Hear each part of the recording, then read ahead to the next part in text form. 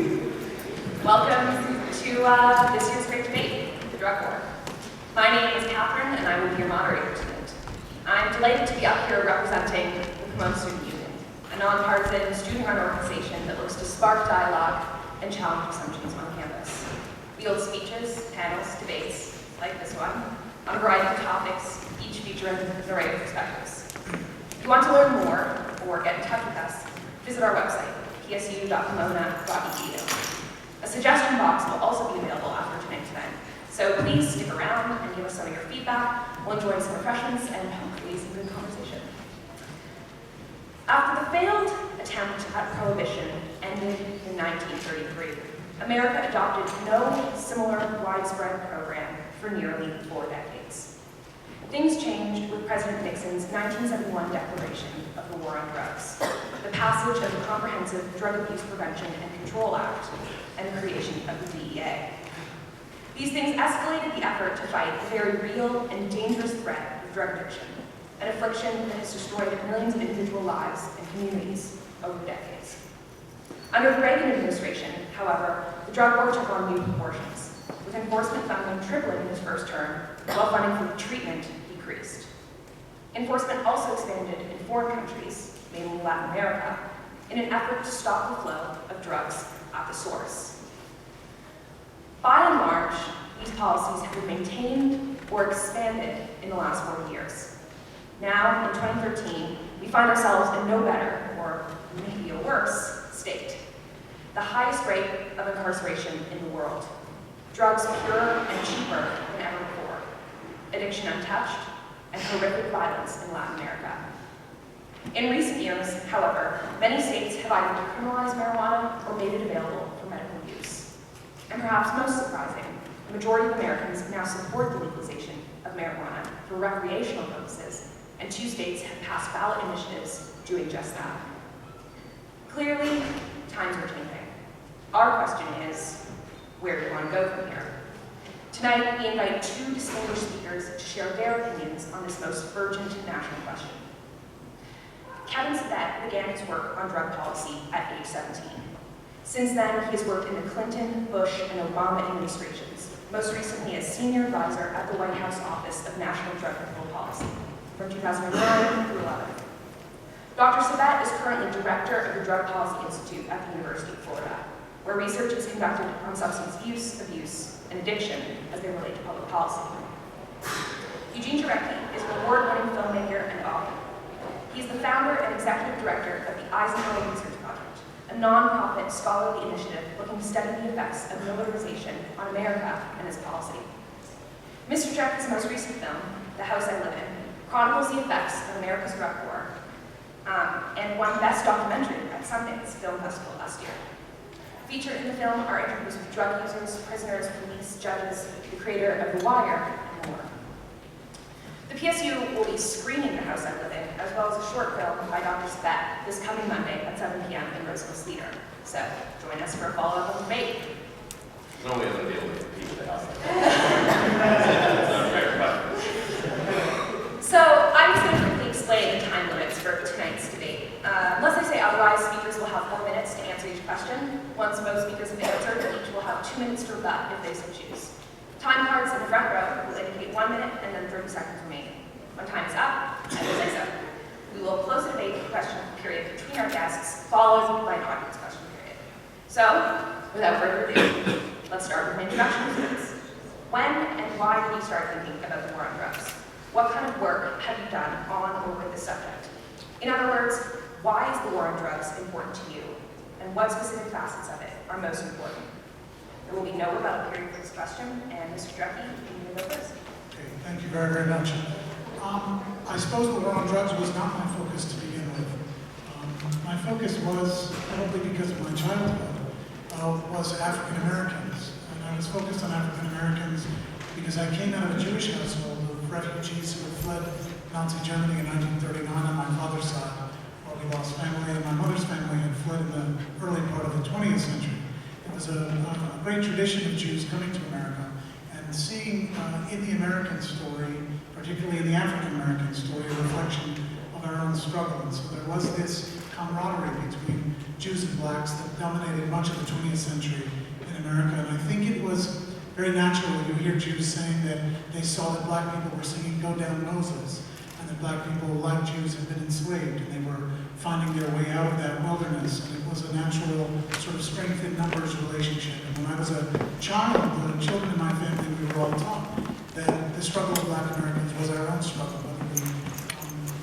Despite the fact that I had a different skin color, I think I was one of those kids, until I was about 15, I probably thought I was black.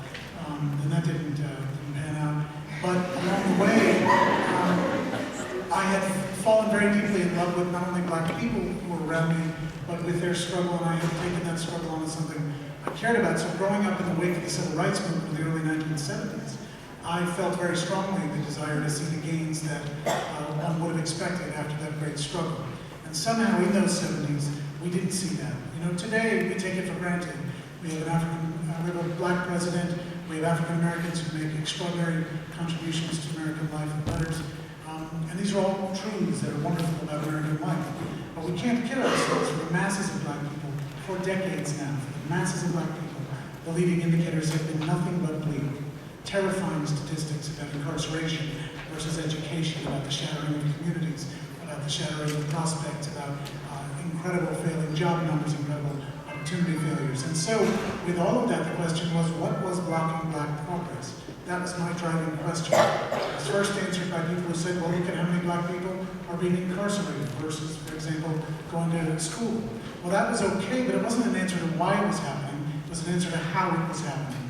Why? Why were so many black people being incarcerated? And the deeper I researched it, the more clear the coincidence, but it was no coincidence, that it became that ever since Nixon's declaration of war on drugs in 1971, we had seen a 700% increase in our prison population.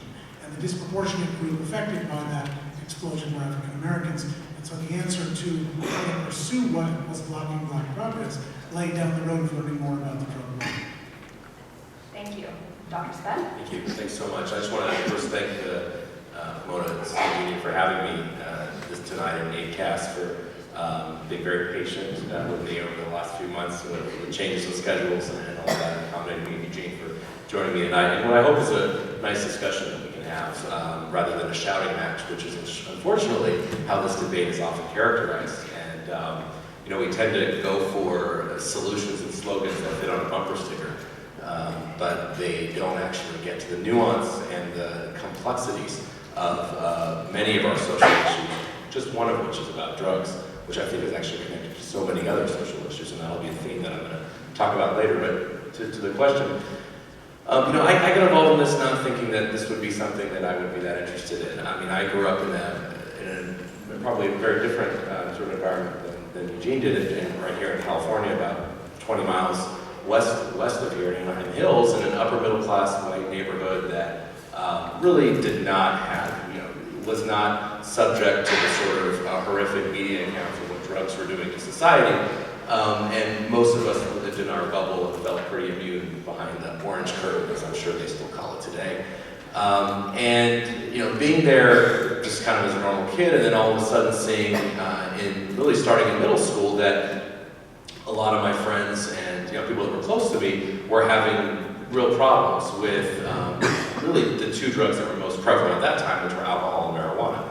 And oftentimes these kids with a lot of disposable income and parents that worked 100 hours a week that didn't have the time to see what their kids were doing, got into trouble with these drugs. And so I started down the path of just doing my own research about what are drugs all about, what are our policies, how does prevention and treatment fit into everything, and decided to sort of step out of my comfort zone and go to the other side of Orange County that we don't hear a lot about, parts like Santa Ana and Garden Grove, where I was exposed to a very different world than what was going on in Villa Park and Anaheim Hills, which were major problems at that time in the mid-90s with MDMA, with the sort of finishing off of the crack epidemic, and then also a resurgence of heroin, and started volunteering at, for example, a place that drug-exposed children would come to, and sort of trying to really get more involved in the other side of this, as opposed to what I was protected from doing on the other side of the county. And then chose to go to the University of California, Berkeley.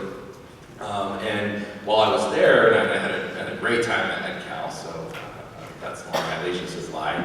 But when I was there, noticing that there were a lot of pent-up issues with Detroit, the culture war and the drug war. And it was difficult to talk about drugs in a civil way because a lot of people brought a lot of their own individual imagery and baggage from the 60s and 70s along with them when trying to talk about something like marijuana. And I actually started a group there called Citizens for a Drug-Free Berkeley. I know. It was about as popular as the Coalition for a Wine-Free France, there's no doubt about it. It was me and a couple of friends that I promised to buy them burgers on weekends if they would join. But the point of trying to do this was to close down open-air drug markets that were going on in the city and really work with residents and to go to work against this issue. And so did that. I only have 30 seconds. I'll fast forward quickly. Went to Oxford to get my PhD to really look into this in a much more thorough way, and decided I shouldn't be in England in the hallowed grounds of where Harry Potter goes to school to figure out what's going on with American drug policy, and ended up leaving Oxford and going to the inner cities of Baltimore and also parts of New York City to look at the ways that heroin was affecting Baltimore and the ways that enforcement policies in the 90s under Giuliani were affecting New York City. So in between that, I got some great opportunities to work in a few different administrations. And so that's where I am. Thank you. Thank you. I'm out of breath. Well done. Let's talk about race and class. Even though white and black people use drugs at approximately equal rates, black people are 10 times more likely to be sent to prison for drug offenses, and similar discrepancies exist in the incarceration statistics of other marginalized racial groups. Statistics also say that unemployment rates of those entering prisons is 6 times the national unemployment rate. This gap continues to widen once prisoners are released, given the enormous difficulty of finding a job with a criminal record. What accounts for the racism and classism demonstrated by these statistics, and what can we do to address racism and classism in our current criminal justice system? Dr. Spett, you may begin. Thank you. Well, first of all, I think in this field that I've learned studying this for so long that we do have to be very precise with the statistics when we use them, and it's important to recognize the context in which they are used. So there is no doubt about it, just right off the bat, that there is a disproportionate number of minorities represented in the criminal justice system. That's a fact. There's no doubt about it that those, especially those who are poor, tend to have the burden, carry the burden of law enforcement might than those who are rich, simply because rich kids can smoke pot in their grandma's basement, and they're less likely to be found out than if they're on the public housing stoop and they're doing that in public. So there are those are undoubtedly major issues. But a couple of things. First, with the statistic about the number of users, which is correct, about the users are about the same versus who's incarcerated. Let's be very clear. The vast majority of people that are incarcerated, and right now it's close to 20% of those incarcerated are there for drug offenses. The vast majority of those 20% are there for a role in distribution or selling and trafficking. The statistics that we use about use are about use and prevalence. Fortunately, we don't really have many statistics on the prevalence of sellers and traffickers by race. So that's what I mean by, I think it's important to be precise. That doesn't mean that we don't have a major incarceration problem. So I'm not here to debate the fact that we do have a major incarceration problem. What I question is whether what some people, not necessarily Eugene, but others have proposed, which is the main proposal has been legalization, that would go really any long way to reduce that problem. We know that if today we released every drug prisoner, okay, we released every drug prisoner from our prisons, we would still have an incarceration rate 4 times our historical average and 4 times that of any OECD country. We would still have major disproportionate representation of young black males in prison today, getting rid of drug offenses. So, unfortunately, I wish I could say it's only drug offenses where that disproportion happens. Unfortunately, that spans the criminal justice system. And so, what I would say is that we need to take a harder look, zoom out a little bit, not to be so, and I've learned this over the years, being so obsessed with drug policy, zoom out and see how our other social policies and how our society is structured today to try and get to the end where we want to get to, which is a more equal and fair society. So there's no doubt about it that the quote-unquote drug war, which is, by the way, not a term that I really have ever used seriously. In fact, the first day that my most recent boss at the White House, the drug czar Gil Kerlikowske, his first day in office, he had an interview with the Wall Street Journal, and he said, I know this isn't going to get anywhere because you all love this term in the media, war on drugs, but today is the end of the war on drugs. That's a horrible analogy for something that really is something that needs to be prevented and treated. It needs to be looked at in a much more thorough way. The sort of bumper sticker war on something isn't going to be helpful. So what I would say is there are, of course, horrible things that have resulted from drug enforcement. Again, I'm not going to debate anybody about the fact that that has happened. But the question is, well, what do we do about it? And I'm looking forward to having a talk about some of those nuances, because it goes way beyond what either side of this debate, either the ones that say lock them up and we need to increase the private prison industry and et cetera, or those that say, well, if we just legalize drugs, then we got rid of the black market, we'll be able to raise some money, and we won't have these social injustices. One of the biggest drug contributing to social injustice today is not an illegal one. It's a legal one. It's called alcohol. Okay, I'm going to repeat this over and over. I have 10 seconds left. There are 8 times the amount of liquor stores in black neighborhoods than white neighborhoods. 6 times as many gambling establishments in poor neighborhoods than rich neighborhoods. Those are legal addictive behaviors. And they shouldn't be in poorer neighborhoods. Time. Rich people have more money, but it's still a problem. Thank you. Sure. I think one of the things that's happening that's inspiring about the discourse about the war on drugs is that if you Google around and you look for advocates of the drug war as we see it today, his name pops up. But he's actually a pretty recent thinker about it. His track record within Gil Kerlikowske's office and elsewhere is the track record of what you see at its best coming out of government right now. I'm not just complimenting the alternative viewpoint here, but the reality is, if only everybody thought like he does about this war, who is anything like on the policy side of it. Gil Kerlikowske, who I interviewed also for my film, when we first started making it, he said the exact same thing to me. He said, we don't call it a war, don't call me a czar, that's all language from the past. And the problem with his life since then is that he lives in Washington.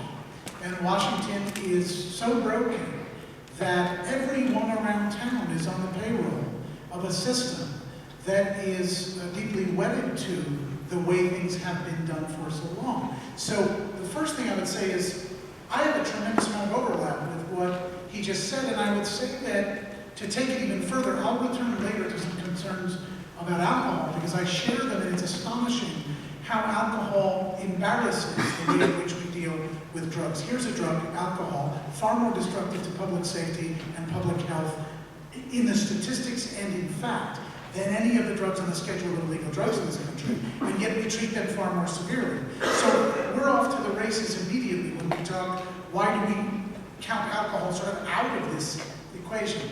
But to ask yourself why the racism, it's not enough to say that black people are getting singled out because they're not in the basement of their grandmother's home. Let's take the life of a person who gets apprehended, charged, incarcerated. The first thing that happens is he lives in a neighborhood to which police are dispatched selectively and are incentivized to police there.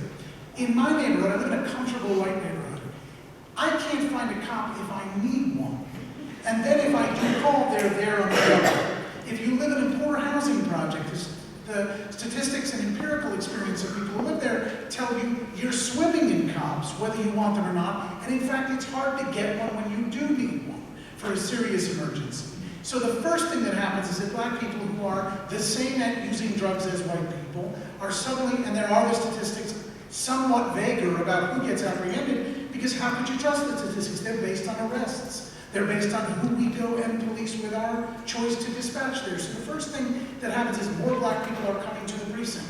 The next thing that happens is more black people do not have the wherewithal to get a lawyer. You've now pre-selected to a group that's poor, because black people disproportionately are poor, as well as many other things they suffer from.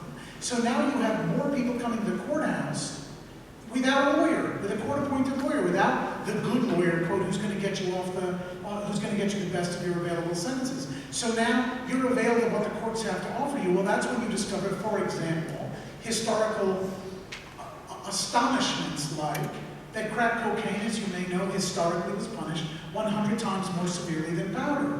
Now, the amazing thing is I grew up thinking that crack was a black drug. We all think that, right? Because the TV would have us understand it that way.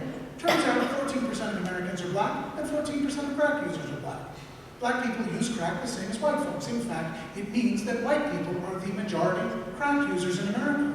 Well, you would never see them coming to the courthouse that way, and you would never see them getting the 100-to-1 sentence, therefore, that if you are carrying 5 grams of crack cocaine, to get the same sentence carrying powder, you have to have 500 grams to equate the same sentence. That is what has caused the disproportion, ultimately, in incarceration levels that follows on the previous crimes of over-arrest and and under-representation. Time. Thank you. 2 minutes. I don't think we're going to have a lot to disagree about, actually. We're sort of almost debating people that we thought were going to be here, but maybe didn't show up. No, I agree with a lot of that. And so, this idea, for example, that you bring up, is that black people have a harder time getting decent representation. I mean, that's also in dispute. I think what we've seen, not by you, but others in this debate, though, is that has been used as a basis for, then therefore we need to legalize drugs.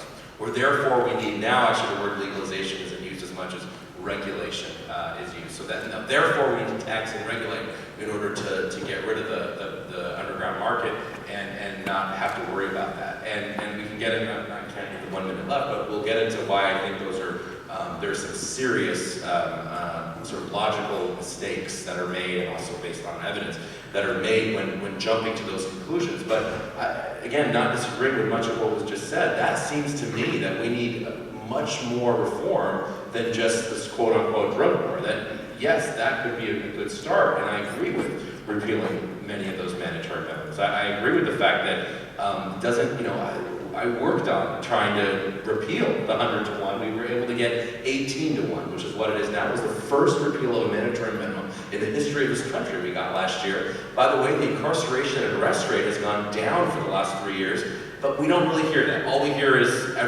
nothing works, the drug war has failed, and therefore we need to legalize first marijuana, then we'll go on to some other stuff. And that conversation, which is what we're having in America, we're on this 100-mile-per-hour freight train towards legalization right now. We're not having a careful discussion of the pros and cons. We're not having a nuanced discussion of why has incarceration and arrest rates gone down in the last 3 years? What reforms have been made? And later on, I also look forward to going into talking about the number of remarkable reforms that have been made. Thank you. 2 minutes.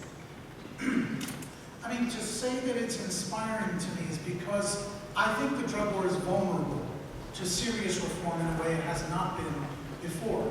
And in some measure, that's because its record of total failure is so harrowing that very few people will stand by business as it used to be. Even the drug czar today, Bill Kwiatkowski, the drug control director, he was brought in because he's already a new kind of thinker about drug policy. So the good news is you will find that there is a good measure. How can anyone agree? The statistics are so terrible. We've been at this for 40 years. We've spent $1 trillion.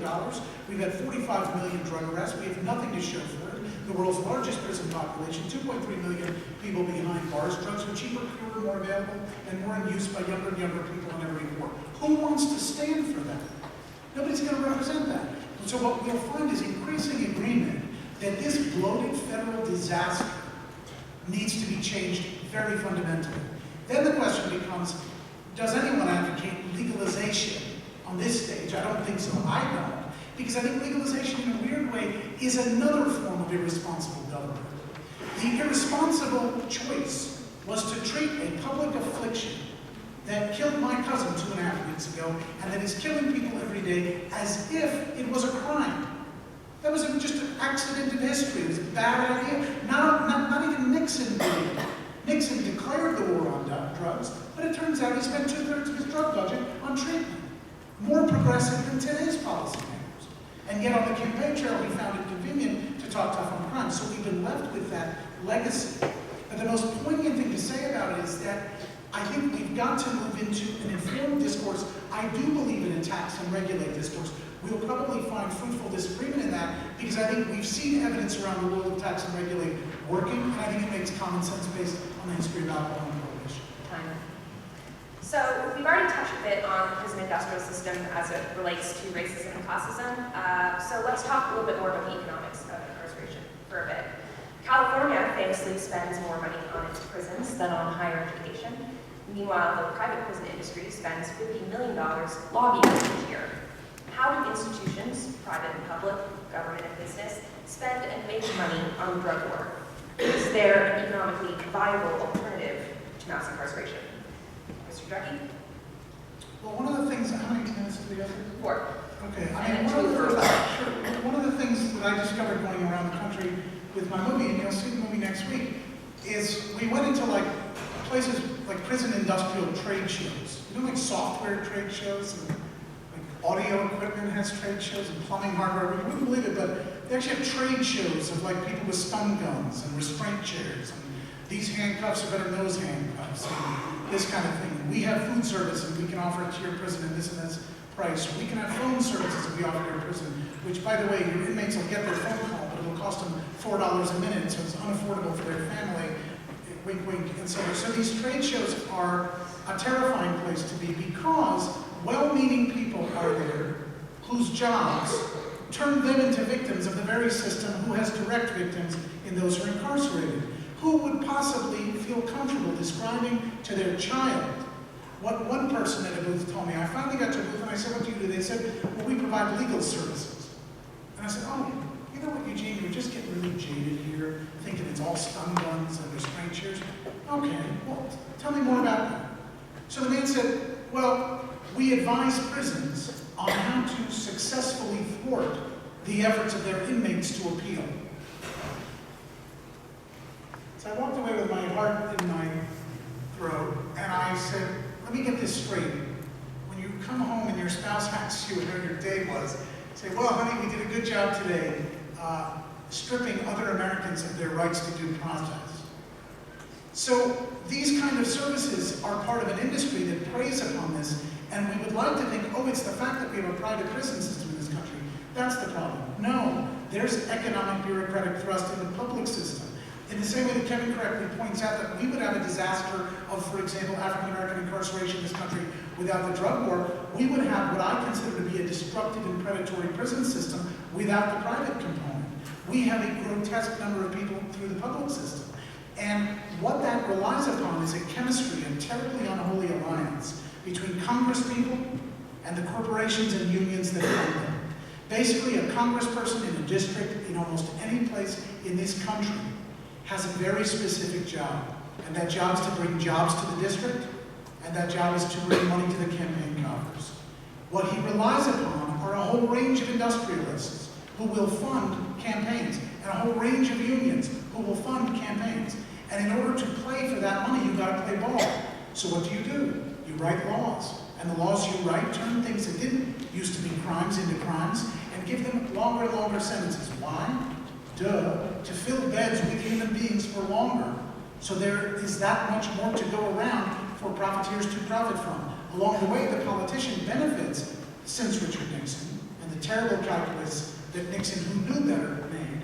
He benefits, or she benefits, by sounding tough on crime, because until recently, and we started to see this trending the other way, thankfully, until recently it's like a time-proven recipe in Washington that if you talk tough on crime, it's like talking tough on terror or tough on any sort of inanimate negative force out there. You can rally the people into a frenzy behind your political desires. And so that chemistry, that combined with the profiteering means you have political profit by short-sighted politicians who see the value in tough on crime rhetoric. And then you have economic profit in the wide range of interests that are serviced by the steady flow of bodies coming through the system from arrest to incarceration and recidivism that fuel that machine economically. Dr. Speck? Thank you. Yeah, I mean, clearly I'm not going to be defending or apologizing for an industry like that, for a private prison industry, or really for the public prison complex. What that tells me, and as again someone who spent a lot of time in Washington trying to, with lobbyists trying to bully him, is that we do a very good job in this country of commercializing and profiting off of horror. I mean, those are horrible instances, many of which you bring up in your film. They give me no comfort, though, that if we simply traded those in for people who would be profiting off of a different kind of horror, drug addiction, in the form of a tax and regulate model, that gives me no comfort that we're going to be controlling those folks either. And the other thing that we do in this country, I think we have a horrible job, and policymakers do a horrible job at controlling America's thirst for excess. I mean, we have a thirst for excess in this country. And when we legitimize that and make that more available and easier, it's a recipe for disaster. It's the reason why our taxes for alcohol, I'm going to keep going back, because alcohol is the one example with tobacco that we have of legal addictive products in the world. There's no other, we would disagree, there's no other example of any kind of tax and regulate model for illicit drugs in the world. We may start that in Colorado and Washington, we'd be the first country in the world to do that in over 80 years. But when it comes, our example right now is alcohol, tobacco. With alcohol, our taxes, for example, with alcohol today, our taxes are a fifth, 20% of what they were during the Korean War. Now, when I heard that stat, I had to look up when the Korean War was. You all know when the Korean, because I didn't know when I first heard it. It's way before my time, thankfully, before yours too. Before everybody's in the room. And really the 1950s. And so, when you adjust for inflation, why is that the case? Well, it's because we do have those lobbyists, and we do have folks who are making sure that we don't see increases in those taxes. Because if you do increase the tax on a good like alcohol or something like tobacco, you see a reduction in use. I mean, there's no doubt about it.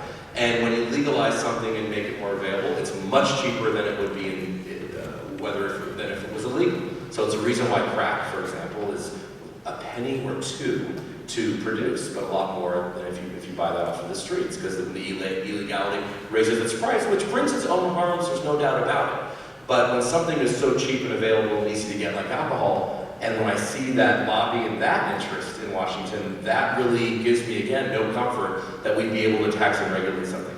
I think there is momentum for change. So I will share some similar, maybe more optimism. We are seeing many states, and we'll go over this a bit later in other questions, many states moving towards a much more nuanced model than this idea of regulate or incarcerate.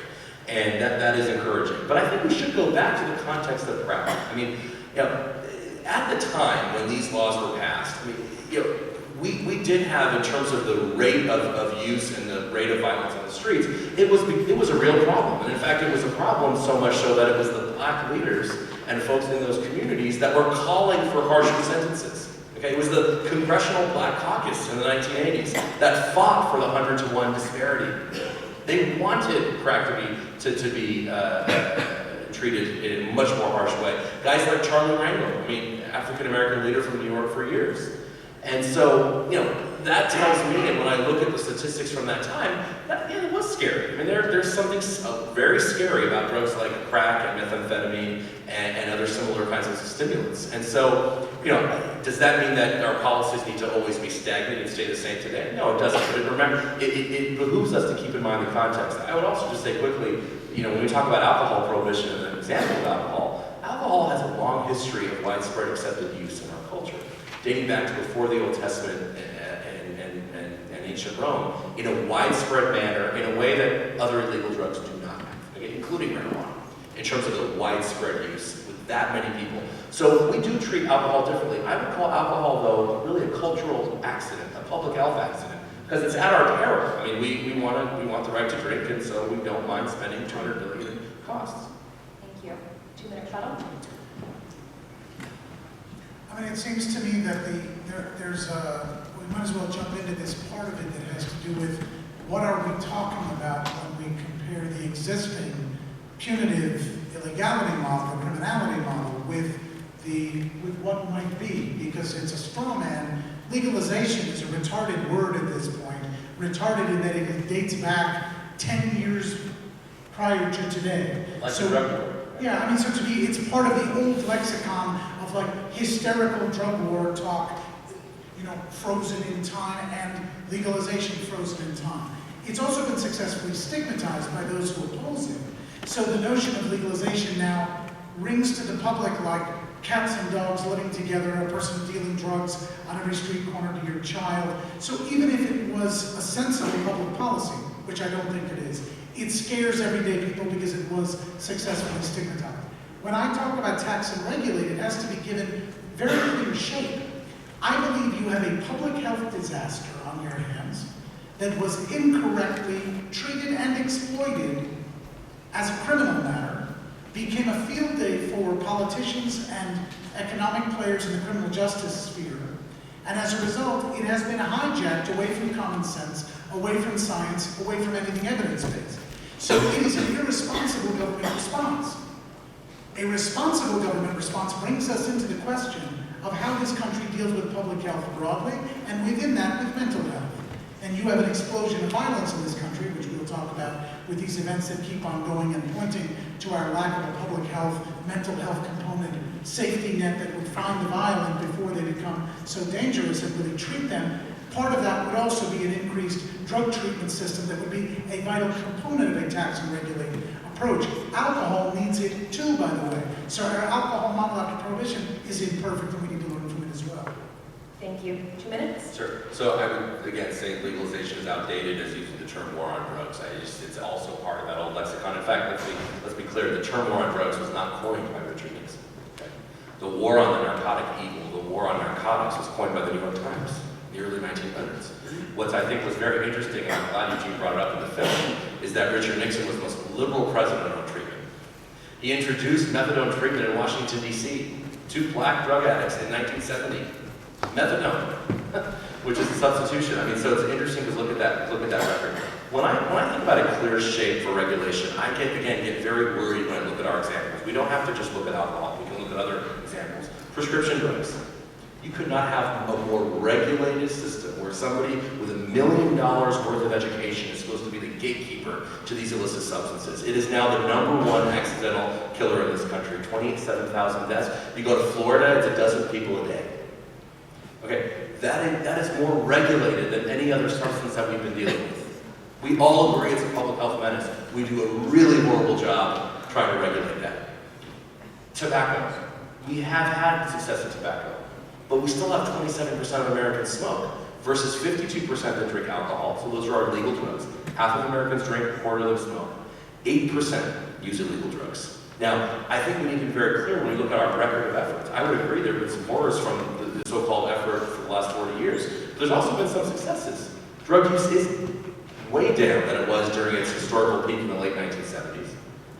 Drug use is far lower than alcohol or tobacco use. Again, 8%, all illegals, all put together, including the non-medically used prescription drugs. 27% smokers and 52% alcohol. You know, that shows to me that there's something there about illegality being able to lower levels of use versus American-style regulation. American-style regulation protected by the First Amendment, which says commercial speech is free speech, I think would be a disaster. All right, so let's turn to the international implications of America's war on drugs. Although we can't know the exact numbers, it's estimated that Mexican traffickers make $30 billion yearly selling drugs to Americans, and that 60,000 people have died in drug-related violence in Mexico since 2006. Given the evident connectedness of America and Mexico's drug markets, how does American policy shape what happens south of the border, and what potential policy changes could make improvements? Dr. Sabat? I think when we talk about Mexico, we often again get in the same kind of unfortunate reflex, which is to myopically focus on drugs. Okay?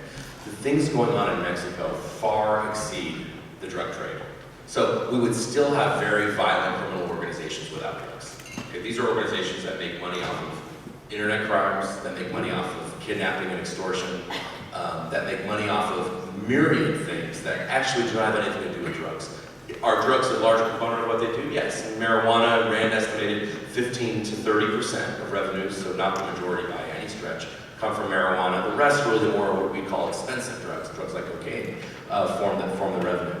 But the idea that Mexico will be saved if only we got rid of the cartels by legalizing, and that's making a huge assumption, I think, that you get rid of the underground market by legalizing. I actually don't think you will. I'll talk about that later. But assuming you would, Mexico would still have a major problem on their hands. Why? Well, let's look at the education system. Let's look at the healthcare system.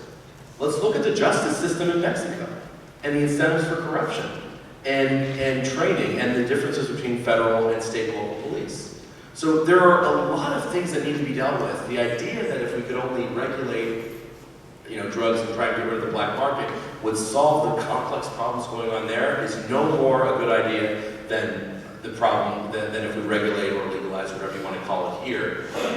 You'd be able to solve our complex problems. So yeah, there's no doubt about it that there are major issues in Mexico. Some people have said, well, if only we reduce our demand in the U.S., Mexico will be fine. We should reduce the demand in the U.S. There's no doubt about it. Obviously, I'm a huge advocate for that. And if we did, the market would shrink and it would lower the burden of what's going on in Mexico. It would not solve Mexico's problem. Eliminating demand in the U.S. would also not solve Mexico's problems. So there are much more complex issues that need to be looked at, I think, in multiple perspectives. And again, in today's media soundbites of 40,000 people have died over the last 2 years over this drug war, and we're going to cover it in the next 45 seconds right after your Budweiser commercial. I just don't think that is conducive to a nuanced discussion at all. Thank you. I mean, I think I hear a pattern, Kevin, in some of what you're saying, because I think where we agree, of course, is in the diagnosis of what's wrong in terms of how profoundly wrongly our system is working. When these notions of how to reform it emerge, you have recurringly pointed to some sort of strongman argument, as if someone is saying, well, look how great we do it with alcohol. No, you can hold two ideas in your head at the same time that are contradictory. We may do it badly with alcohol and also do it super badly with the drug war. And arguing that because it's not done well over here, we ought not reform this thing over here, or we should not run to some crazy kind of reform. I don't think anyone's suggesting that. Likewise, the argument isn't as simplistic as, because of our drug war here, so goes Mexico into this despairing hole.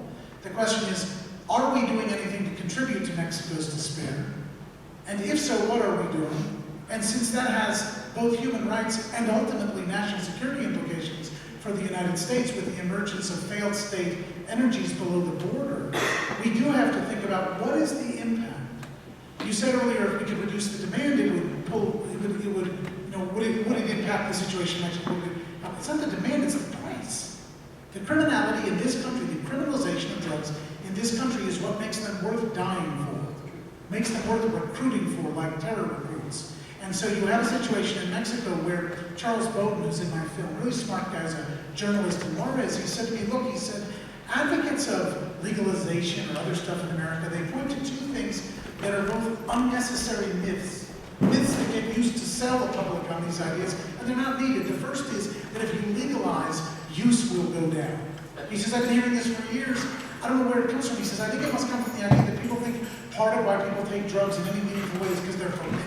So if you legalize them, like the sex appeal will go out of them. He said, that's nonsense. If you look at prohibition, if anything, it goes up a little bit. It's actually not a big difference. You legalize it, it goes up 5, 10, 15%, somewhere in that range. He said, not a big shift. He said, so call that a wash or a little bit up. He said, the other one they say is that if you legalize, the violence will go down. He said, this misunderstands the nature of violence, for example, in the cartels. To say nothing of city streets in America, he says, you have people now who make their living at the point of a gun. If you take away their ability to do it through drugs, you haven't taken away the matrix that they make money at the point of a gun. So that violence won't go away, it'll migrate. It'll migrate into, as he pointed out, kidnapping, larceny, burglary, robbery, the rest. I said, well, that sounds terrible. He said, no, that's not terrible, because now you've got the violence migrating away from nonviolence. The phenomenon we have in America is that we lump the violent and the nonviolent together. We're not having a conversation about up here. None of us would be about, should we be locking up the violent for long times? Most people would say, well, reasonable people can debate how long, what's deterrent, how much rehabilitation do we afford the violent, how much do we assume violent people can rehabilitate, etc. We're talking about the incarceration of nonviolent people. And in Mexico, we're talking about the targeting of nonviolent people. So you have this incredible hole in the ground that we are contributing to, that has to do with our keeping the price high, is contributing to all of the elements of an undermining in Mexico. And above all, America sets a standard for the world. And the criminal mistreatment of the people of this country by that joint venture between corporations and those in power sets a standard for the world that if we don't do it well, they have cover. We have no leg to stand on telling Mexico and other countries like that to do it better when we ourselves are in the grip of unholy political industrial complexes everywhere we look. So we undermine both practically and philosophically. Thank you. 2-minute rebuttal. Well, I agree that clearly price is a huge driver in this, but what I don't agree with is that if we necessarily legalize or regulate drugs, that necessarily we would eliminate this underground market. And I'm not saying eliminate necessarily, but we'd have to look at how much we would be reducing. And the reason is because most of the models that I've seen of regulation, which is, I mean, there are many versions of legalization, there's no doubt about it. Regulation is a version of legalization, regulating, legalizing behavior. It's not illegal. So for using the semantics part of it. But if we want to say regulate, so if we regulate it and we have the price of the drug, of course, would fall dramatically. We can both agree with that. But most of the models that I've seen, the proposals have been, well, let's tax the hell out of it because then we can pay for prevention and treatment, which is, by the way, the exact same thing we talked about with alcohol and tobacco. And guess what? For every dollar in alcohol and tobacco tax, we spend 10 in social costs. So we ain't making any money from alcohol and tobacco. Now, I don't think that's a strong end to use that example. I happen to think that we have an abysmal record with these kinds of substances. Could we devise and design something better? Yeah, it wouldn't be that difficult. I mean, again, when you look at alcohol and tobacco, it's remarkable how poorly they are designed. But I think that despite everyone's best efforts to try and reform that, we are stuck with it because, again, because of the powerful political interests that they have. And also the cultural norm that over time, this is a normal behavior that's accepted by most Americans. So most Americans don't really care that the vast majority of drinkers are the ones that these companies profit from. So they live off of people's addiction. The beer companies and other alcohol companies don't make money if you're a casual drinker. They only make money if you are a heavy drinker and alcoholic. So they have an incentive. I just think that I happen to think that record with those substances, and you can include gambling in that too. And also, especially if we're concerned about targeting disproportionate populations, look, the poor kids can't write the $50,000 check to Betty Ford. So, that's a problem. 2 minutes. Look, I think it stands to reason now. It seems to me we don't really like the way alcohol and tobacco are regulated because we see the deep corruption there. I use them both as an example simply to embarrass the grotesque incarceration of nonviolent people in this country for the use of a different self-soothing technique. We self-soothe with alcohol, we self-soothe with tobacco, and choose to use those chemicals as we do, and the government has decided arbitrarily that those are legal and the other ones are illegal. That's inequality in the law. It obviously has racial and class disproportions to it, so it has every argument to make it no longer unjustly unlike those two. So let's legalize them all down to the same status that we have with those other chemicals, which is a tax and regulate status. They're controlled substances, mind you. You cannot sell alcohol to a child. You cannot sell cigarettes to a child. With alcohol, you have to consume it responsibly. If you take your car out and kill somebody with it, it's going to be manslaughter. If you were drinking, there's a chance that's going to get ratcheted up and be an aggravating factor. These are controlled realities, and we can go further into what controls can look like. But all of it, if you made a family out of all those chemicals, you would then say, what does a responsible government look like when it puts a public health system in place that deals with mental health in a way that would address all this, which would cost a fraction of the trillion we've spent in the drug war, a fraction of the tens of billions we spend each year, could effectively deal with public health and mental health and addiction within it.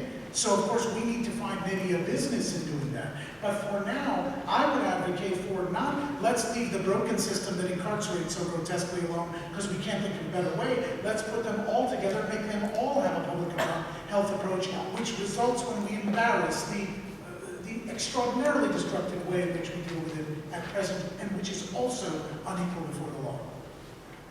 Thank you. So it's time for closing statements, but we will open up for a variety of questions.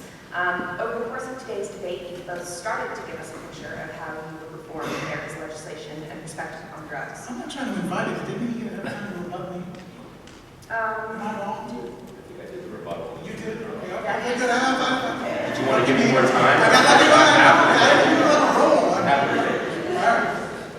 Well, the roll will keep going, hopefully. So please give some more comprehensive understanding of your vision, turning perhaps to international examples such as Portugal or the Netherlands. In short, how do you think America should fix the war on drugs, and why should we give it away? So there will be no rebuttal period for this question, but after both you give your closing statements, you'll have an opportunity to ask each other questions. So, Mr. Drucke,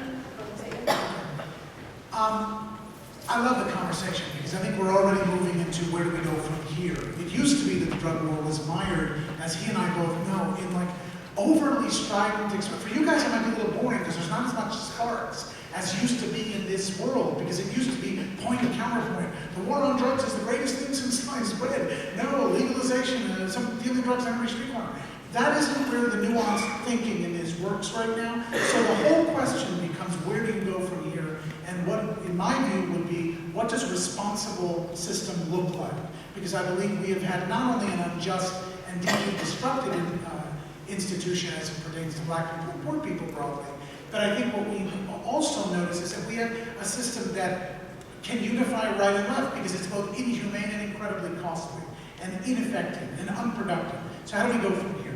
Well, people may or may not know that Portugal, 10 years ago, decriminalized the possession of all drugs across the board up to certain levels. It was an interesting set of legal nuances. Americans don't do well with many syllables. So you find he and I barely say decriminalize. But what that means is, of possession of all drugs across the board up to a certain point, they took away the criminal penalties. They brought it down to essentially a taxing system because they're finable. And so now you have people who effectively can get the equivalent of like a summons for possession. But beyond a certain point, they kept very strong punishments in for people who deal drugs. Well, a bunch of incredible indicators came out of this. Portugal saw a drop in its HIV rate. They saw a drop in drug use rates among the young. They saw a drop in drug-related violence. They saw a huge drop in the workload of the criminal justice system. And just a portion of this, just a fraction of that savings was enough to create one of the most innovative and robust treatment systems in the world that's been very effective for Portugal. Why isn't Portugal front page news in America? Why isn't it the primary international example being used, since it is a bit of a sort of an ant farm in which an experiment was carried out in a novel approach that sort of keeps the nuances in the conversation on the table? Portugal didn't legalize and leave all cats and dogs to live together. They didn't do sort of the Netherlands example. It didn't end up like Zurich. It didn't have these problems. It was educated by the past. It stands as the leading example of how this can be carried out, but of course it's not going to be exactly the same here. And we have industrial interests here with a grotesque amount of control over the American policymaking apparatus. And so we have that to contend with. But I'm not about to bow to those people. I'm a child of Madison and Jefferson. I'm not a child of Costco. I'm not a child of Pfizer. And so as such, I will take an international example, as Madison and Jefferson did, with Rousseau and Locke and Hobbes, everything going back to the Magna Carta, and say we owe it to the world if we carry the legacy of democracy for the global village. It behooves us to find these hiccups in the democracy where it is being abused and make sure that we clean those up. And if there is an international example of a country that says, look, here is a responsible governmental way to do this. I don't know if anyone's ever seen the movie Take the Money and Run by Woody Allen. But in Take the Money and Run, one of the punishments that Woody Allen gets when he goes on a chain gang is he's forced to spend, I think, half a day in a cellar with an insurance salesman. That's his punishment. Well, in today's day, in Portugal, they literally compel you to sit with treatment specialists and counselors and lawyers. I think they make it incredibly burdensome, and what it means is they have a treatment system that has teeth. It's compulsory, the government requires it, and it's deeply funded and deeply schooled by science and evidence-based. Those are the key words. Evidence-based treatment, a system that's based on knowledge, based on experience, not on hysteria, and certainly not on the short-sighted vision of corporations and unions that want money, and the short-sighted vision of politicians who want the next election, the next term to go their way. Thank you. Dr. Smack? Sure. Well, I gotta say, look, if we're looking for a system that has treatment with teeth, that has public health first, that does not mass incarcerate dealers or users and actually looks at this in a public health way, I completely agree with that. Where I would definitely disagree, and I'm just finishing up my book partly on the subject, is that Portugal is really any example of that. So let me talk for a minute about Portugal. I think actually taking, and maybe this is where we would separate, the opposite view that it's really any example that's that interesting. I don't think the sky is falling in Portugal and hell's freezing over. I also don't really think it's that interesting of an example for the US. And this is why. I mean, essentially in Portugal, what they did is formalize what most of Europe already does. Most of Europe already doesn't imprison users. Most of Europe already has pretty good treatment systems that when they refer people to treatment for users instead. So what happened in Portugal, unfortunately, was really the major manipulation of statistics by a think tank, the Cato Institute, that has a preconceived notion of wanting legalization and finishing any kind of keeping current drugs illegal. So this example came out in the New Yorker and other places using Cato as a backdrop. And really, when you look at what has happened in Portugal since the last 10 years, some things have improved, and some things haven't improved. So cocaine use tripling among certain groups, HIV rates going down among certain groups. I just kind of see it as an average performance by a homogeneous country, a tenth of the size of the US, with a totally different kind of political structure, and that sort of makes me yawn. I just don't think it's that much of an interesting example. That isn't to say, so let's move on from that, that isn't to say that it's that those ideas that you're talking about, a treatment system with teeth, so things like drug courts, we don't have time right now to go into the detail of them, but I would urge you all, if you're interested in it, to look at things like Project Hope, which instead of severely punishes folks, actually punishes them in very, very modest ways, but does so in a certain way. So right now, our criminal justice system essentially says, if you break this law, there's a 1 in 10 chance that in 6 months, you're gonna serve 10 years in prison. Now, that's a very difficult way to change behavior versus there's a 100% chance that in a day, you're gonna be here in jail for 2 days because of the violation that you had. And that's what they did with Hope in Hawaii, and it actually reduced methamphetamine use dramatically among the population that people have written off. So I'm not giving it much say here, but there are multiple examples. Actually, many can be found in the US. Again, look at Texas. They have something called the Justice Reinvestment Initiative. I don't know how many of you have heard of that. I see some heads nodding. In Texas, essentially, they had a choice to make. They were going to, because of the recidivism rates in that state, they were about to build a $523 million prison in their state. Essentially, some smart people came to the legislature and said, okay, we know you've got to do this because of what's going to happen. But you know what? Why don't you invest in the people that are leaving prison? Because those are the folks that are going to be coming back. So let's invest in the folks that are leaving prison with job opportunities, with education, etc. Invest a fifth of what you would invest in the prison. Give us $100 million, and we can do that. And they convinced legislators, believe it or not, in a state like Texas, they did that, and to this day, they have not been able, sorry for you Texans out there, to this day, they have not built that prison. So it shows me an example of being able to overtake those entrenched interests, and with a public health approach, again, public health, I think, means keeping these drugs illegal, given the horrible track record with alcohol, and given the fact that our illegal drugs are used a fourth of what our legal drugs are used in terms of prevalence. So that shows me that there are examples around the country that can work. In New York City, David Kennedy, who's in your film, did the Drug Market Initiative, which essentially went around, my time's up, but essentially it's a rehabilitation for low-level dealers even, and it's worked. So there are a lot of innovative, I think, programs that we can talk about. Thank you both.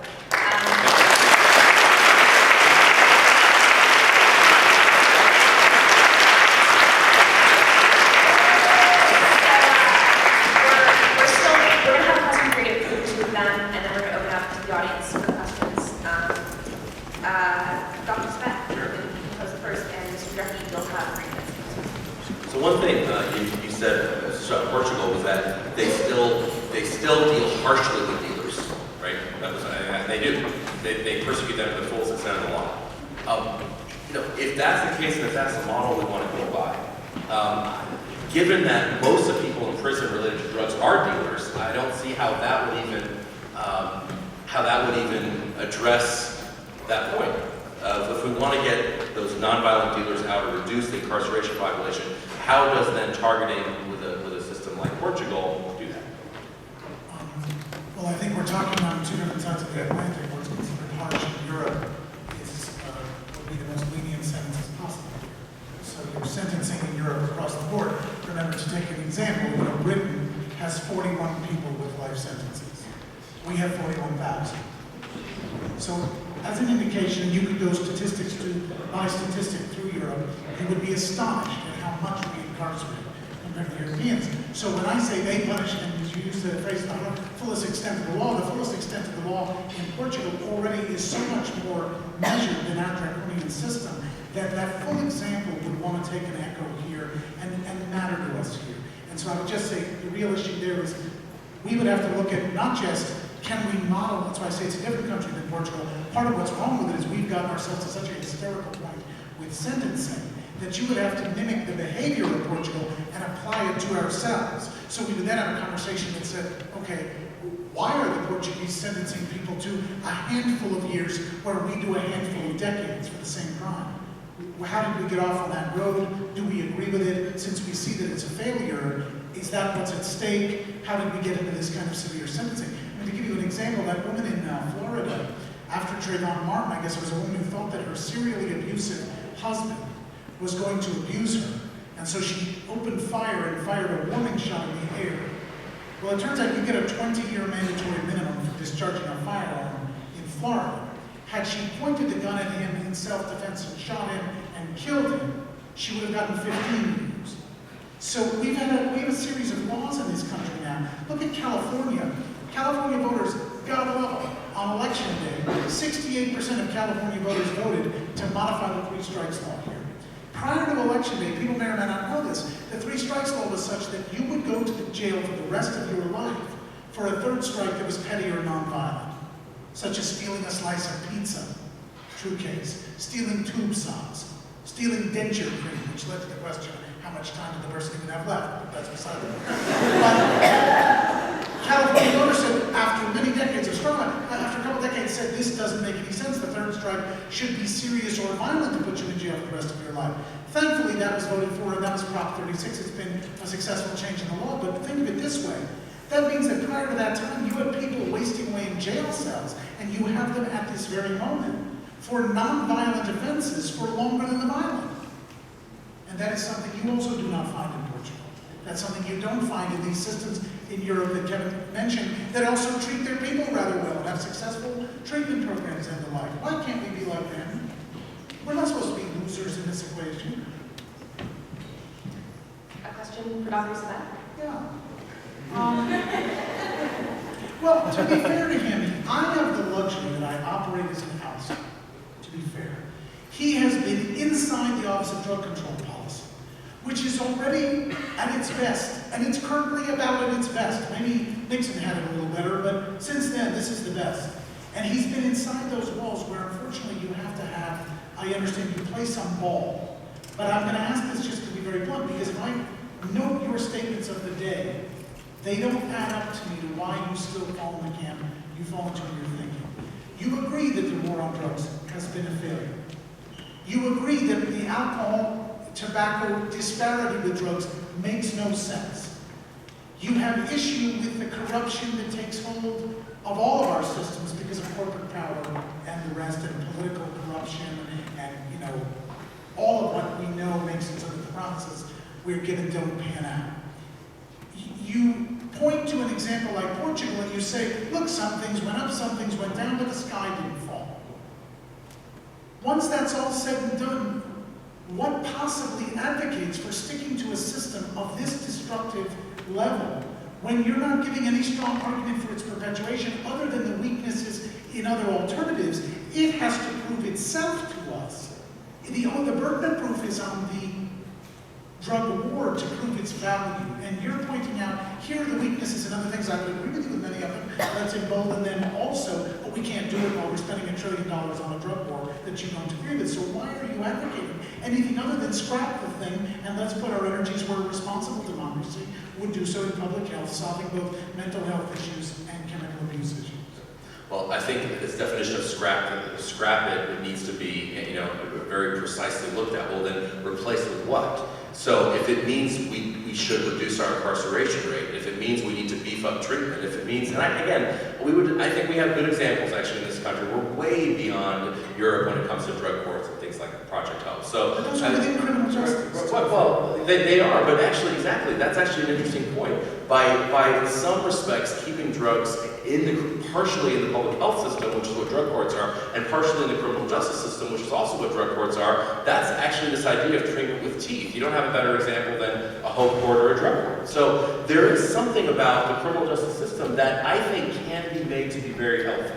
So I don't agree that the entire use of the criminal justice system is all bad. It needs to be thrown away and replaced with something that's sort of this tax and regulate model.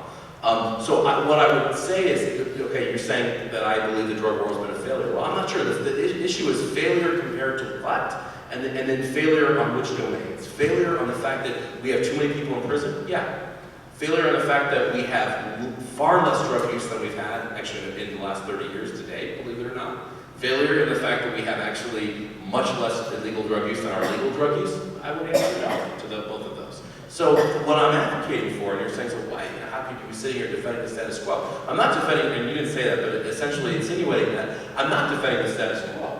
What I'm saying is there are a lot of things that are crummy about what we currently do. Let's fix those things, though, and we can fix them by beefing up treatment in drug courts. We can fix them by doing smart sentencing and smart justice. I think there is still a role for the criminal justice system, especially for dealers. It doesn't need to be a 30-year mandatory minimum for 15 grams of crack.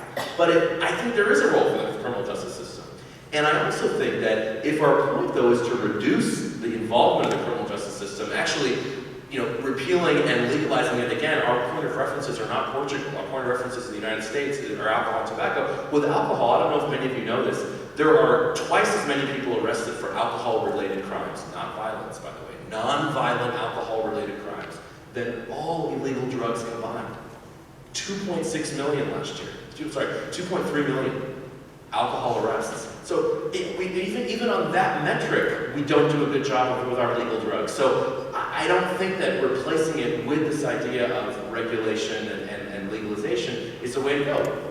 But addicts and those who are using, they do need this. They do need treatment. I mean, in this way, it needs to be treated like a public health issue. That can be done within the criminal justice system context. We've done it in pockets with drug courts and in pockets with things like opioids. We need to most certainly scale those up. We most certainly need to relook at incentives in policing, which is what your film is. I agree with all of that. But we don't need to legalize or regulate in order to fix what's wrong. Thank you. Let's have one more question from each of you, and then we'll open it up to the audience and start thinking. Can I go further down this line of discussion? Because I think it's relevant. I mean, I would say to just follow on that. Our job is not to take credit for improvements that we have seen during the decades of our own depravity. Like, yeah, it was worse 20 years ago, 20 years into this genocidal insanity called the drug war. Let's compare ourselves to the rest of the world, in comparison to whom we are an abject embarrassment. So we have the highest levels of demand in the world in the criminal justice context. The other countries that do not create this criminal justice context and have robust treatment systems have never gone down this slippery slope. They look at us like we're primitive and insane. And the only time you can explain it to them is if you say, well, do you realize it's big business? And then they move from primitive and insane into just evil. So we're moving between primitive, insane, and evil in a comparison with our own history, rather than saying, how would we do this in a more intelligent way from a public health standpoint? And I bring Newtown in not to exploit the tragedy, but Newtown and events like it teach us about our lack of a mental health system. And our lack of a mental health system has as a sister problem that we are blurry about all of these quick fix chemicals. We are the most demanding country in the world. And when you point out how many alcohol arrests there aren't mandatory minimums associated with alcohol that put you away for decades. So all those arrest statistics simply play to the ongoing insanity that we attach so much to this chemical and not to that. Well, a couple different things in that. I think that was a question. Vaguely. All right, I think you should say. So a couple things in that. So first of all, with Europe, let's be very honest here. And I'm a very proud American. My parents also immigrated from persecution in the Middle East. And what I'll say is, though, as proud as I am to be an American, let's look at the statistics. We do all of those things in excess of Europe and always have. So not just drugs. When it comes to guns, when it comes to violence, when it comes to all sorts of things, I would say actually the best of us and the worst of us. I mean, all sorts of things that are great and entrepreneurial, we do really well at. All sorts of things that are destructive and not great, unfortunately, we do really well at. I thought this was the answer to the question. I got 3 minutes, right? Sure. Sure. All right. So on a roll here. Come on, give me a break. So all of those things we always have done in that level of excess. Going back to my original comment, which really got a tribute to Mark Kleiman for talking about the role of excess in society. society. So, I don't think that by something as simplistic as regulating drugs and going towards a model of legalization is going to be helpful. Now, let's be very clear. The model of Portugal is essentially a model, though, and we'll go back to that, of treating those who use and are addicted, basically giving them treatment and making them see social workers and have a That's what they do in Portugal. You go to a 3-member social panel that decides if you should pay a fine, go to treatment, go to a less intense treatment like an intervention, etc. I think doing something like that in the U.S. would be great. Unfortunately, the advocates for quote-unquote reform, they're not interested in that because it's really about regulation and legalization, and in the truest sense of the word, not fines, but regulation, like go and buy something like you buy alcohol. And B, a lot of folks are denying that these addictions even exist. It's amazing when I go around the country and talk to folks who think that marijuana addiction is not real. I mean, marijuana addiction is real for about 1 in 6 kids who ever start and 1 in 10 adults. Roughly the same number as alcohol. It's not 10 out of 10, it's not as addictive as cocaine or crack, etc. But if you want to down a shift to Newtown, look at the role of mental health, you're completely right. We have a broken mental health, public health system in this country.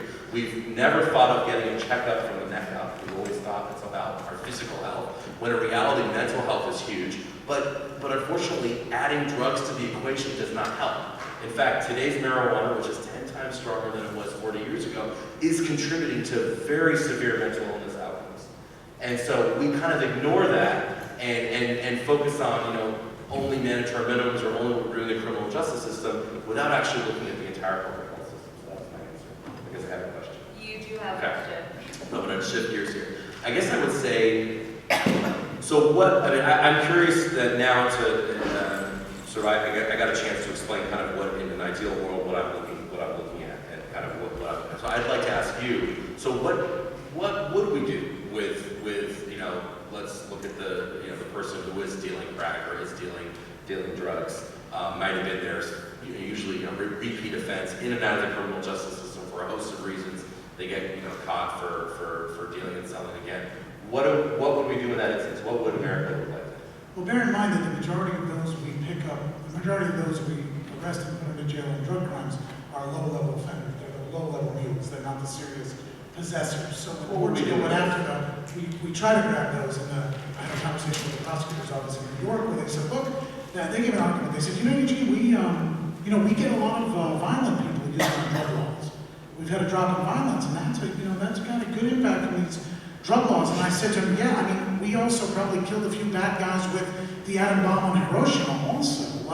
Arguing that these widely cast drug laws, which incredibly over-incarcerate the non-violent, might actually be usable the way we did Al Capone with tax evasion, isn't an argument for them. I know you're not making that one.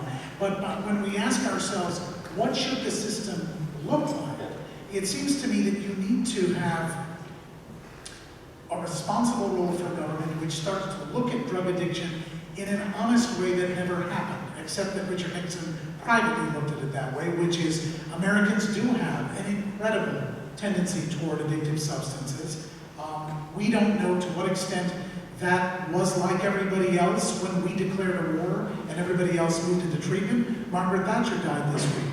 When Margaret Thatcher was in office and the AIDS epidemic arose, she said drugs are bad, but HIV is worse, and engaged in enormous needle programs and the rest. In England, had a huge impact. They didn't end up having the same explosion that we had in the crisis. It's one of the only things I can say positive about Margaret Thatcher. And so here we are.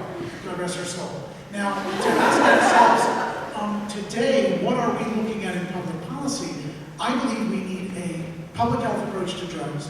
It needs to be combined with a serious approach to actors who deal drugs on the American people. That would include high-level drug dealers who are individuals, high-level drug dealers like our major pharmaceutical companies, who are the highest-level drug dealers among us, who will never see the inside of a prison, their representatives and their officials. We need accountability for any source of action and conspiracy to infect others with the affliction of drug abuse and drug self-damage. And in doing so, we're going to need a huge shift in our thinking toward all the things about American life which suffer from the lack of checkup from the neck up, which is why we see the cop sitting in his patrol car right now, incentivized to look out his driver's side window for cheap petty drug arrests, because that's how his job makes him money and gets him overtime, while out his passenger side window, a young person is headed to do something terrible on a kindergarten and he doesn't see them because that's not the way our society looks at it. We have the wrong priority about mental health and within it drug addiction. All right, let's have some audience questions. You can come right up to the mic. Come on. Yeah. Your hand up first.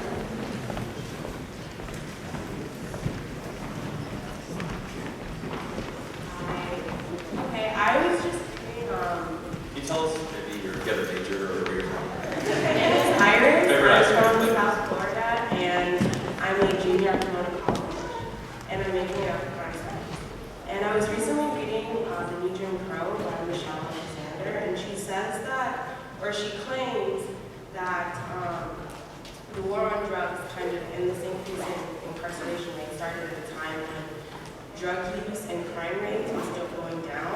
I don't know if you expect that's true, but my question is, why is this the case, and who is benefiting from the war on drugs? I know you guys have mentioned corporations. Could you go into detail about like the ways in which these corporations benefit, or whoever it is that benefits from the war on drugs, like how they benefit and what the implications of that are? I think it's a very interesting book. I do take issue with some of the statements that the thesis is based on. One of which is this idea that drugs were going down, in fact, in the early to mid 80s. Now, drug use had peaked in 1979, and mainly driven by marijuana. But when you look under those statistics and you actually look at cocaine and crack use in the mid 80s, which is when we did pass a lot of these mandatory minimums, and why the black community pushed to pass the mandatory minimums for crack.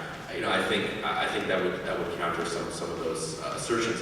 But I also, there's no doubt that folks profit off of what's currently going on. But what I would say again, I find it very curious when I hear, and no one said this tonight, thankfully, but when I hear often, Kevin, you're protecting the treatment industry interests and the cop interests and all these other interests that benefit off the war on drugs. Let me tell you, if we legalize drugs, we're going to need way more treatment slots. Okay, their treatment it's in their economic self-interest because we're going to have more use and abuse and addiction, in my opinion, especially when you look at the evidence. Frankly, not maybe when it comes to things like prison unions, but law enforcement, we're going to need, again, the alcohol example. We arrest twice as many people for alcohol than illegal drugs. We're going to need to clean up the mess, and police clean up the mess, doctors clean up the mess, and teachers in the social system cleans up the mess. So I think we can look at who profits, which is what your question was, off the current, which you're talking about tonight. But when I think about who might profit if we change the equation and legalize, which would undoubtedly increase the usage, I think we have to keep that in mind. Can I reflect on this one? Yeah, so in the interest of you may absolutely reflect on that, but in the interest of time, let's keep each answer to 2 minutes. Okay, I would just say, to give you an example about profiteering at the outside extremes, the private corporations. The Corrections Corporation of America last year put out a statement to its shareholders, some of which inside their annual report was, profits are going pretty well. The only thing we foresee maybe creating a dip in our profits might be, say, a softening of the drug laws. So a Corrections Corporation of America annual report, not some hidden document in a conference room somewhere, but something they brandish in front of shareholders, directly acknowledges the links between draconian drug laws and their bottom line. So we have direct, horrendous profiteering of man's inhumanity demanding that. Then we have very innocent profiteering all the way down to a prison employee in the public system who's just a jailer, who was just doing one of the only jobs in town, etc. And the problem is not those people. Those people are all victims. Everyone in my film is a victim. As you'll see next week, the cops are victims. They're victims of laws they didn't make. The judges are victims. Their hands are tied by the mandatory minimums. The jailers are victims. Try telling to your kid what you do all day. I went to a jail in Oklahoma on Bring Your Kid to Work Day. There's no kids in the jail on Bring Your Kid to Work Day.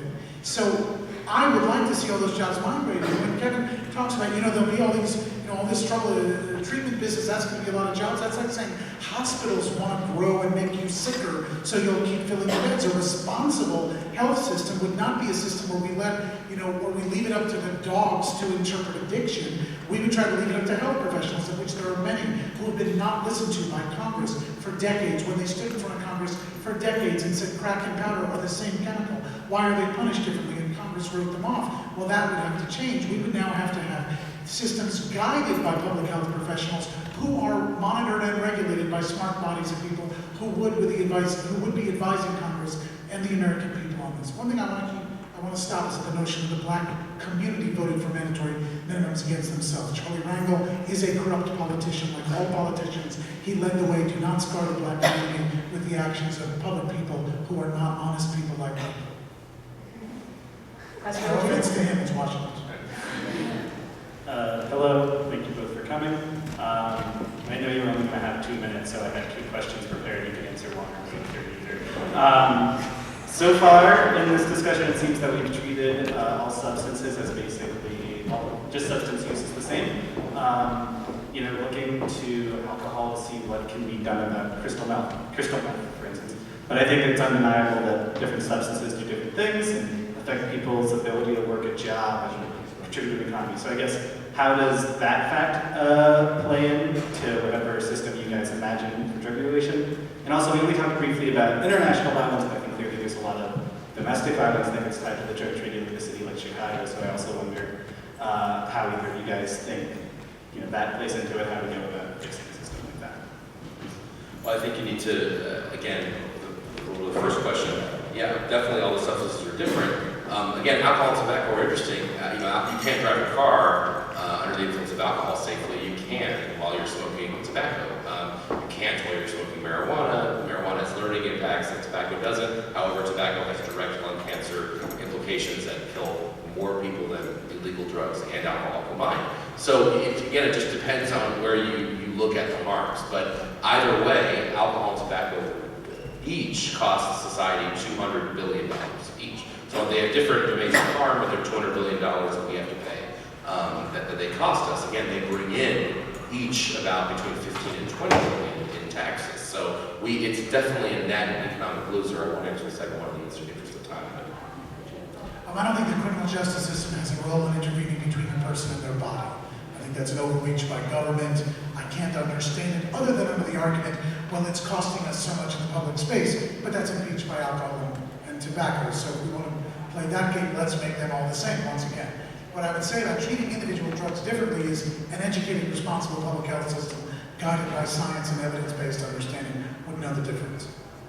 In a way that judges, cops, wardens, jailers, people who aren't trained in that are really just winging it. I spoke to a jailer, you'll see him in the film, a prison security chief in Oklahoma, and he said, look, here in Oklahoma, you can't get addiction services or mental health services unless you're rich. He said, so most of the time the people come to my prison, the first time they've ever seen a mental health specialist is here in my jail. He said, the trouble with the word specialist is my people aren't trained in mental health services. And he looked at me gravely and he said, but you should know, Eugene, that my facility here at Lexington, we are the largest provider of mental health services in the state of Oklahoma.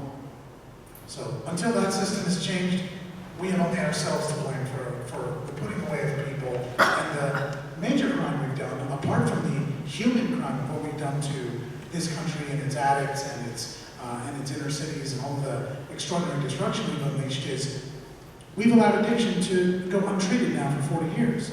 So like anything untreated is just going to get worse and worse and more, as he said earlier, more sort of a part of this pattern of American extra thirst, American, reliance on quick fixes. Well, the only way you get off of quick fixes in your life, if you do it all, and some people don't, is through a huge combination of interpersonal treatment and techniques for treatment, friendship, support, sponsorship, guidance, doctoring, spiritual guidance, and a whole battery of things that would go into an educated public health approach. Thank you. We're going to take 2 more questions only, so I apologize to the last 2 folks. By the way, anyone that wants to contact me or send questions, if you just go to my website, kevinsavet.com, it comes directly to me. I'm happy to answer. I know it's good. Go for it. Thanks, Kevin. And Eugene. So that's actually really great that you ended off with that, because that's what I want to ask about. I'm a psychology major, and I care a lot about public health issues So we've been mentioning this, mythic, health-related justice system, and that would be great, but it's very nebulous. And I think it's very strange that we haven't talked about prevention related to mental health issues. And in the US, we do a terrible job of doing prevention for mental health issues. Can you guys talk to that? Yeah, we do. And again, alcohol being the #1 substance that's been used and implicated in this. It tells me that even though we know all the damage that alcohol and tobacco are doing, we do not do much about it, even if given its legal context. So, again, what that tells me is we do need to invest much more in prevention, but prevention is much, and Eugene and I would agree, it's way beyond a couple classroom sessions when you're a kid about how to have a good behavior or don't do drugs or whatever. It has to be a community-led response. And what does that mean? It sounds sort of a platitude, but a community-led response essentially means that you match what's going on with school activities and health promotion with the environment around you. So the environment around you is heavily influenced by laws. So for example, when you have the best drug education program you can have in a school, but then when you walk home, you walk by 5 liquor stores, good luck. I mean, that doesn't help. So the best kind of prevention, and there's a lot of this that is going on, tries to reduce those environmental factors that could increase susceptibility to drug use. In that case, I used the alcohol example.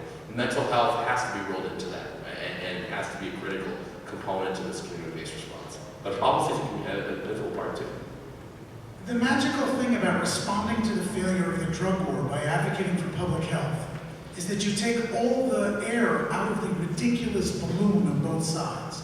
The side that says legalize basically is saying let the government wash their hands of a problem they've created for 40 years. The American people had a problem. The government allowed people to profit from it, and they allowed a criminal justice explosion to emerge from it, which is essentially a runaway state power matrix. That's been an incredible disaster. No one argues that that's a disaster. So if you respond to that by saying, well, the smarter thing to do, the deeper, more informed thing to do, now that we know much more about addiction, now that so many Americans have addicts in their family, now that so many Americans have such a sense of their own addictions, is to deal with addiction like the pain that it is inside a human, you will, I think, capture a whole new energy that then also links you with all the fears we have about imploding violence and the unchecked mental condition of young people in this country, for example, headed for violence. But I would say to you by way of satire that, and this is maybe my only satiric note on where Phil and I disagree, is I would have to walk out of here tonight if I listened to him long enough thinking the best answer is that we should attach to alcohol use the criminal penalties we currently have for crack, meth, and other drugs. You want to see this system change in an hour when the majority of Americans who love to have a little booze all of a sudden find themselves with the criminal penalties attached to young inner city kids who dabble in something that spent 30 years, 40 years behind bars? It's that inequality of justice on its face is a starting point for this much change because it's unconstitutional to have it the way it is. There is no scientific argument for having the distinction that we have. So the burden of proof is on the drug war to prove itself. Until such time as it does that, public health would be the form of prevention I would advocate. All right, a final question and then snacks. With a lot of carbs. I'm Della Anjay. I'm a freshman, no major yet, but I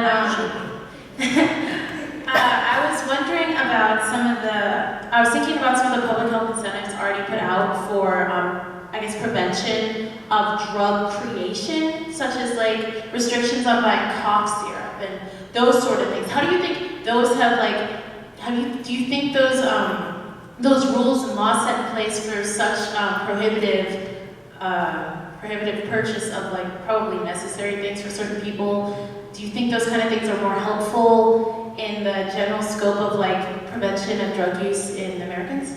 I think it's a larger question about availability. There's no doubt that when you reduce availability, that is a net public health positive. So I think that the current, one of the things that, I'm not going to say drug laws, what the current policy does is reduce availability and increase price. Now, it increases price, there are some negative externalities of that we talked about related to violence, but when you increase price artificially as you do under prohibition, that's actually a public health gain because you have less users. And so again, that's why the alcohol industry wants it to be as cheap a product as possible, because when they increase their price, they lose drinkers. The same thing with smokers. When you increase the price, you lose smokers. Specifically on that question, we've seen how, for example, pseudoephedrine, you can't get your Sudafed anymore from, right in aisle 10. You have to go and ask the pharmacist behind the counter because of the role that has had in methamphetamine. I think it's a short-term solution. I don't think it's necessarily a long-term solution. I mean, a long-term solution would focus on what are the reasons and why do we have people making and wanting to use meth in the first place. And that does then go back to prevention.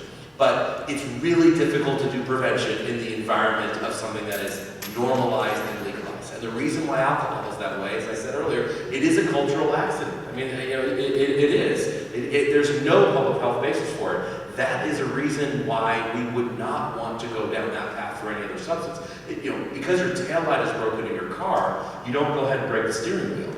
You fix the taillight. So one thing you all should know is, as Mark Kleiman I think once said, is any intelligent sentence on drug policy that doesn't end with raise alcohol taxes is not an intelligent sentence, because those things are actually interplayed. We need to learn from our experience as an example, no matter what ideal policy we would want given the America that we have today, and I think we're stuck with for a while. I worry about the over-commercialization and the over-promotion of any product that's legalized and normalized. One only needs to go to Venice Beach and look at medical marijuana to see what that is like and get a taste of American-style commercialization when it comes to these addictive substances. I was asked at the beginning why I made the film, and I talked about my own history of sensitivities about race. As I evolved through making the film, it became much more about class, because the drug war is democratizing to affect largely more just poor people, more than just African Americans, though African Americans remain the disproportionate target of its wrath. The growth groups are among white people, among Latinos, and among women. And what that teaches you is that it's a business. It's a business with a voracious appetite. And as such, I suppose it fits into my understanding of American business more broadly, and I think my sense of this has become very clear. American life, to me, I think, at the moment, is a study in democracy in peril. I think that capitalism, unleashed as it has been in this country, in industry after industry, puts profit before people and principle. We see it when bankers steal billions from the American people and barely get a slap on the hand in the press, even though they've starved grandmothers who now can't eat.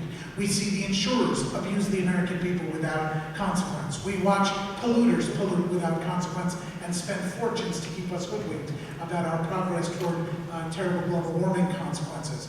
Industry after industry, area of American life that is captivated by a stranglehold of industry, has terrible consequences that demonstrate not the need for old, ham-fisted, clumsy regulation, but rather for a re-examination of how a democracy is to deal with entrepreneurship when it becomes an enemy of free market thinking. Exxon is an enemy of the free market.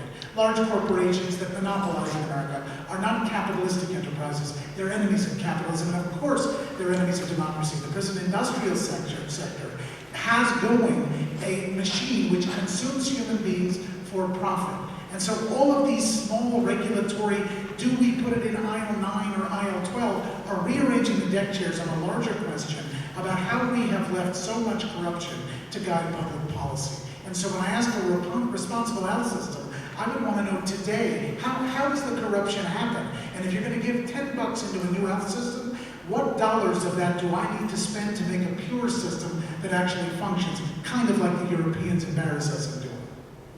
That concludes tonight's discussion.